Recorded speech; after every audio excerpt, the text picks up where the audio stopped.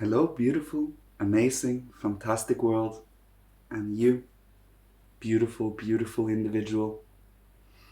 Today, I would like to speak about utilizing and using your imagination. Of course, in a structured and a grounded form of a conscious usage and utilization of it, of course. And that means that we do not get drifted away in daydreams and come back to ourselves and forgot what we were dreaming about. It really is about sitting in the present moment, grabbing a hold of your imagination. Like, for example, when you're listening to an audiobook or reading a book and you get taken to a world of imagination and wonder. That sort of thing. But you use it in a more conscious and a more scientifically precise way. So, when we are studying spirituality and all the different faculties of man, of the human being, of our inner self, and so on, we use the lens of spiritual science, and by sitting anchored within our reality so that we can connect, that we can both get used to our own inner subjective world and the objective spiritual world and the outer physical world we perceive with our senses. There are differences to these, but at the same time they're all connected. Like, the physical material world is, as I've said many times, the results of spiritual facts. So when the spiritual world moves, events occurs in the physical world. Taking as an example, everything around us has a will and a consciousness to a certain extent, and it is all about become receptive and open to tap into it and become acquainted with it, so that you can see it as realities. You do not speculate anymore. You do not speculate in abstractions and theories. You truly grab a hold onto reality of what you see around you, what you experience within you. So when you meditate for for a long period of time, not in one go, but over a long period of time, you use meditation practices and so on to strengthen your inner foundation and anchoring, so that you can, even though you, as I am, are always the same to a certain degree, when you are with other human beings, you can, to a certain extent, shapeshift your other bodies, your etheric and your astral, to accommodate other human beings more. When you come back to yourself, you shape back to your own being. Of course, you can also stay in your own being when the time is right to do so. But in more cases, it is much more interesting to experience other human beings and see where they come from and so on, since we are always in our own presence. So when we do interact with others, we do observe and we do follow and, well, remember. So that when we come back to ourselves, we can reflect, look back, and remembering, so that our inner spiritual faculties become stronger and stronger. Just think, to make an example, when you sit here observing and listening to me right now, you have your inner faculties of thinking and of feeling and of willing. Haven't you noticed that when you are feeling something intense, you are more aware of your feelings than you are of your senses or your thinking in general? You are more here because that is where things are highlighted, in a sense. And that is the same with your inner being. There is a difference between your inner subjective thinking, feeling, and willing and the outer elemental world. But of course, we are affected by the outer world too, as much as we allow ourselves to. The more we meditate and strengthen our inner foundation to sit here in our own being, the less you are affected by the outer world, the less you are inclined to reaction and impulses of lower natures and hate, disdain of an automatic kind, where we just do so based on what we have been taught and so on. It is more you are having a direct, active living and connection to your everyday, day-to-day presence and the outer life, inclusion with your inner being. They truly hang together, and it is all about finding the connection between all of these and to where to find the higher realms in the equilibrium, the balance between the dissolving and the hardening. In the middle there, you find the hierarchy speaking through us, through our heart, our feeling, and also when we have purified and ennobled our inner faculties, our thinking too. As I said, grabbing a hold onto our imagination and creating a spiritual world with it. And after a certain while, they will blow life into it. It will become reality, and we will be more in line with true nature of spirituality. In line, of course, with everyday living. It is truly anchored in concrete living, and spiritual science can pervade every single aspect of our life, so that we can truly learn and grow and absorb, assimilate everything that is occurring moment to moment. Because the changes that is occurring within our soul, spirit, and our emotions, and also our will impulses, is changing from day to day, from week to week, month to month, and year to year.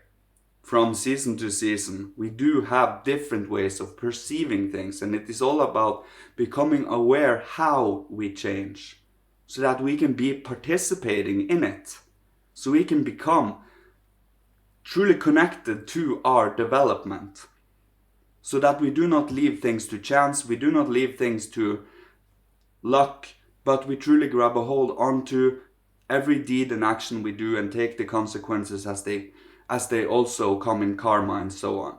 Paying and making amends for past lives, and also developing and unfolding our potential in the moment at the same time.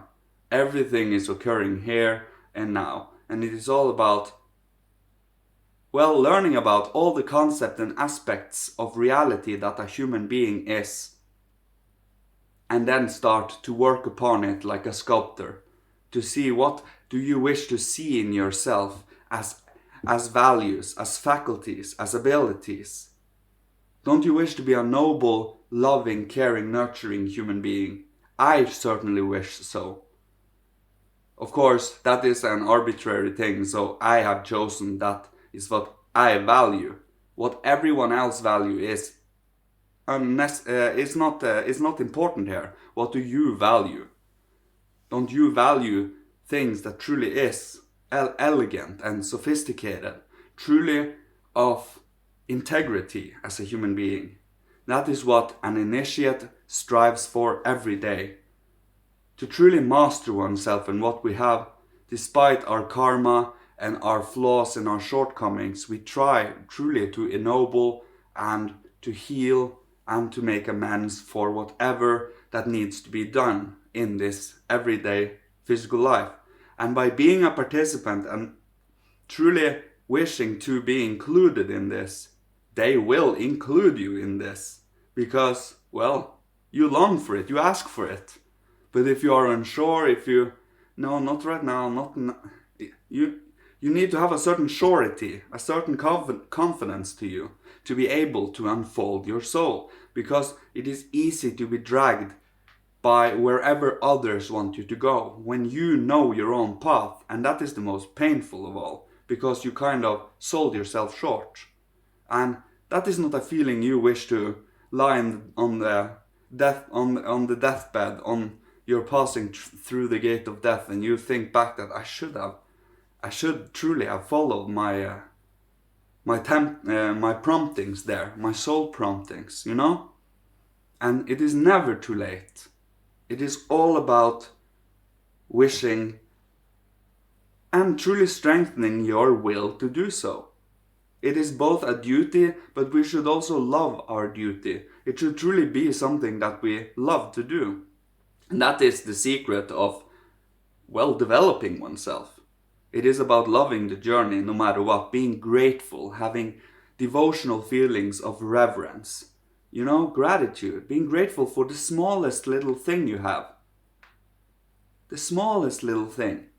By doing so, you bring a little more, well, a little more enchantment to your life. It becomes much more glowing and much more beautiful. Instead of seeing things as grey, dark, and every day is a chore, and every day is grey. You see where I'm coming from here? It is all about grabbing a hold of truly what's behind reality and enveloping your love for it and developing it. Enveloping your being in your outer and inner life, connecting it, and also getting to love all of mankind as your fellow siblings. Seeing every single human being, every individual as your brother or sister, your sibling. By doing so, you see the value, you look for the values in every individual. You don't care where they come from, what kind of beliefs or so on they have. It is truly what comes out of them that I listen for and see where are they coming from.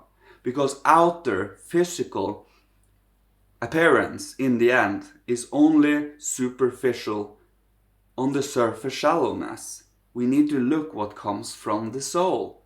What you are speaking, what you're thinking, feeling and willing. Your appearance is only an expression of your inner soul faculties. Your ego is building your whole being in a sense. Of course, there is karma and destiny and all of this involved, but you have a lot of freedom in this to be able to develop your own inner sense for beauty, your own inner sense for morality, for love. Like a true platonic, objective, divine love, where the love that you can imagine a higher being show for mankind. That love. It is a love higher than any sensual, chemical, or feeling smitten by that kind of love. It is a love you choose in freedom. You choose to love a human being despite flaws, despite anything, truly. It is all about finding that and developing it. By doing so, you are, well, reaching a hand out to the higher hierarchy, and your imagination becomes more and more in line with the spiritual truths of things. So it can deepen and become inspiration, and in the end intuition, where it is like second nature. It will be a future where every single one is individual, and we are a whole ocean, but this ocean is glittering with many, many different unique colors. Every single drop in the ocean is uniquely tinted with a wonderful color and tone. But we are still a whole glittering ocean, because we choose to be one, even though we are many. And that is of course what we strive for. It is not given. So some have to strive for it. Not everyone, because what some do in the start, people will follow in the future. It is all about strengthening that reality of the future into this present, so that we can grab a hold onto this. I have heard a certain term, so it might fit a little here. Timeline. You follow. You see here, there are many different groups of human beings. Every single one of these groups follow a certain line. Every single one of them have a results of their own, but they are not the same result. So some have that reality in the future, others have that reality in the future, but in the end, to follow what truly is of the Christ principle, to follow what is human being, what is so that we can become divine, hierarchical beings ourselves. It is about seeing the whole universe and every single aspect of God and the cosmos as in constant development and evolution. Everything is in movement. And you feel a sense of belonging when you do so, because you are also that.